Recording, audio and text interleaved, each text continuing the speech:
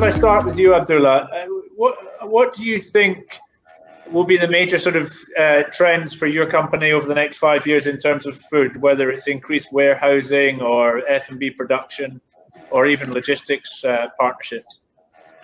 I think for us, we already have put forward our plans. We have shared some of our expansion in terms of making a dedicated area for F&B, our commitment to them in the sense of support and the likes. But most important, Richard, I believe for us as a part of the supply chain is providing our customer an end-to-end solution, supporting them in this, building our capabilities. And most important, also investing.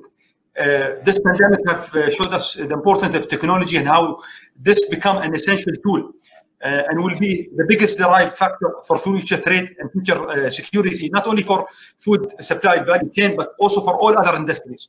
So this is where our focus is. This is where we will be putting our effort to ensure that we continue to do this. It will give our trader the benefit of cost saving, efficiency, transparency, all under one roof. So for us, this is how we see it. This is the way forward for us. Very good. Thank you. Thank you very much. Now, Ralph, how do you? It's quite an interesting question to ask AeroFarms because I can see massive opportunities for diversification, but that's also a big risk. So how do you see things changing for your company and your industry? So I agree with Abdullah on the technology point, Richard. I think the influence of technology on the food industry is greater than ever.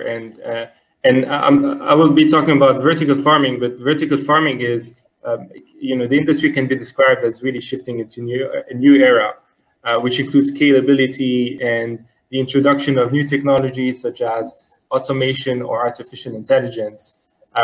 Some of the technologies needed to revolutionize this food system already exist. I think the challenge is that it's being developed in silos and sometimes with limited integration. So there's a need to focus on integrating the breakthroughs of this fourth industrial revolution into vertical farming, and that will help. Do you think that has to come from the government? Sort of the government is in a position to connect? No, I'm talking about the industry specifically and what we can develop in terms of technology to help improve food security. But this technology will help reduce resource use, boost yields, improve crop resilience, all of this. So for instance, artificial intelligence will help us better understand how to grow plants, how to optimize production processes. Connected devices like Internet of Things and sensors make it possible to gather vast amounts of data such as humidity, temperature variation, which can be used to optimize many processes. I can talk a bit more about AeroFarms, the technology that we're developing. We have an amazing technology platform. We have 45 innovators, world-class. We have a world-class team working on in-house developed technology such as the aeroponics technology that we use, which allows the plant roots to receive optimal amounts of nutrients at the optimal time. We use our own in-house developed cloth medium. We also invest in genetics to optimize indoor plant growing. We use our own LED technology.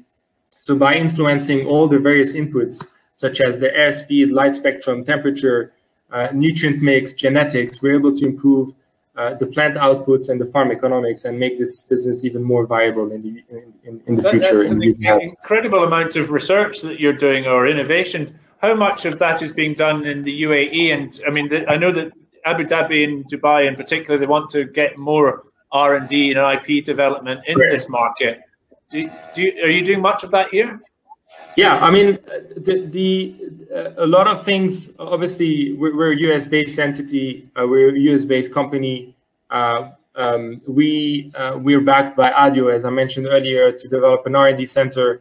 So there will be a lot of obviously interactions between the R&D center in Abu Dhabi and the US-based company. And we're really aiming to develop various R&D programs in various fields with local universities and even industry leaders to commercialize R&D achievements. Okay, thank you very much, Ralph. Now we're slightly over time. Jamal, just quickly, the same question to you. What do you expect to happen from your company's point of view and your sector's point of view in terms of investment and business in the food security sector? I think, as I mentioned, with the modern infrastructure, with the increase of the manufacturing being taking place, and the encouragement of the manufacturing of the economy, with the drive into the innovation, and also the focus on the efficiency and cost effectiveness from internally from the company, but also from the environment. When you start getting very competitive, with also the drive of few free trade agreement being on the drawing map, for market accesses, I think that will drive investment into the country here. That with this investment will not only serve the purpose of the food security, but also for the export, like we have done in our crushing plant. And again, what what we have unique position in Jebel Ali, wherein you have all those containers coming into to here, they need to go back into the Southeast Asia. This can create value out of it instead of going empty. And Abdullah, he's happy when he sees the container goes full of product instead of going empty.